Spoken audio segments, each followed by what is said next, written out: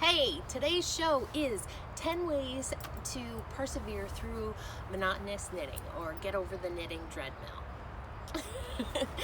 So, getting over the knitting treadmill, when you've hit a point in your project, and I hit it this weekend with my shawl, when you just feel like you can knit and knit forever and never get where you're going, and it's just, you want to do anything but knit that some more. So, here are my 10 tips to get you through that monotonous knitting. Number 1, set a goal. Set a goal. Set a simple goal. Break it up from the whole big, let's say you're knitting a sweater. Say, okay, today I'm going to get to the elbow of the sleeve, and tomorrow I'm going to finish the sleeve. Set manageable goals that help you measure your progress and with finishing dates. Number 2, picture yourself with the finished object. Picture yourself wearing it, giving it as a gift, how the recipient will react to it. Picture yourself using it. How are you going to have it in your daily life and incorporate it? Envision the finished product and hold that in your head as you're knitting through these slow times. Number 3, look at other people's projects. I swear you will get so much motivation from seeing what other people have been able to accomplish. It encourages you that you will also be able to, and at the same time it helps drive your motivation for I want that item as well, right? They could do it, I want it now. So that will help push you forward. Number 4, talk about it. Journal your progress. Make Instagram posts. Keep notes in Ravelry of your project progress. Go to chat rooms and talk about it. I guarantee talking about what you have been able to achieve will help motivate you to continue forward. Number 5, stay consistent with your goals, right? There's no slacking here. So you set the goal of getting to that sleeve. That doesn't mean you can let it go, right? Be dedicated. Hold yourself accountable.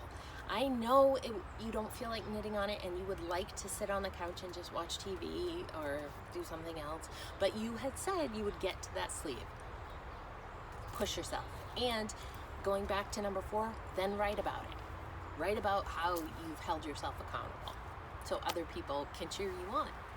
Number 6. Okay, this one's a little self-serving, but use progress keepers. I know. I used to think they were like, okay, that's nice to see from one week to another how much a podcaster knit. I enjoyed that. Knitting Wolf, Dawn used to do that all the time, and Karen from Round the Twist. They were the first 2 that I noticed, and I would be like, oh wow, look at how much she's got done. But you know what? In your own knitting, you don't have to be a podcaster. It is super encouraging when you feel like you're not moving anywhere. Then you put that progress keeper on and you see you've grown an inch and a half. That's an inch and a half closer to the end, baby. So use those, measure your results, allow yourself to feel like you've accomplished something as part of this slow process. Number 7.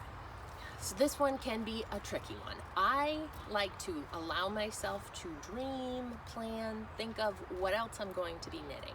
So I may be knitting with Ravelry open and slowly scrolling down through the new patterns and looking at them and thinking about what yarns I might want to use and would I like that? Should that be the carrot out there helping to drive me forward to the next project? And also, looking at new freshness always reinvigorates my knitting, no matter what I am knitting on. So that's my number 7. Dream, plan what you're going to knit next. Number 8, mindlessness.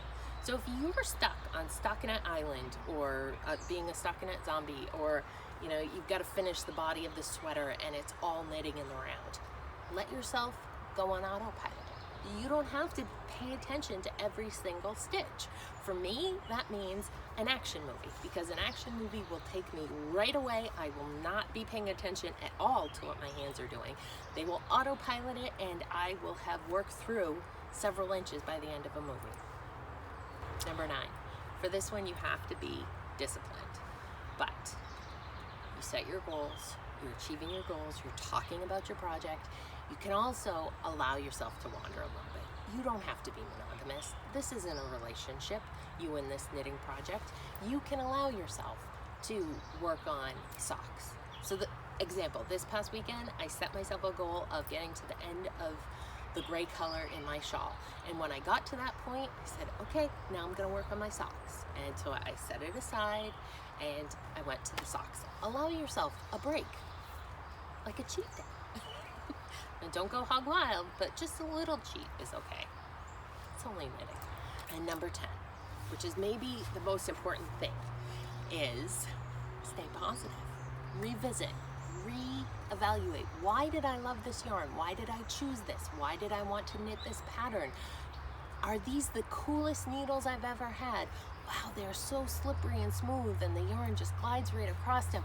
This yarn is so beautiful. The twist is gorgeous and perfect. Oh, my stitch definition. All of those things. If you're using cute notions, admire your notions. Admire the project bag.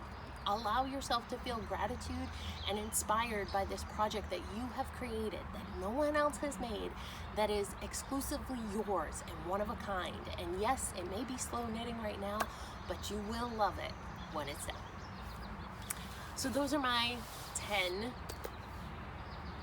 ways to get over monotonous knitting. I hope you enjoy that. If you have an idea that's different from what I recommended, please leave a comment below. Let me know. I'd love to hear how you power through monotonous knitting.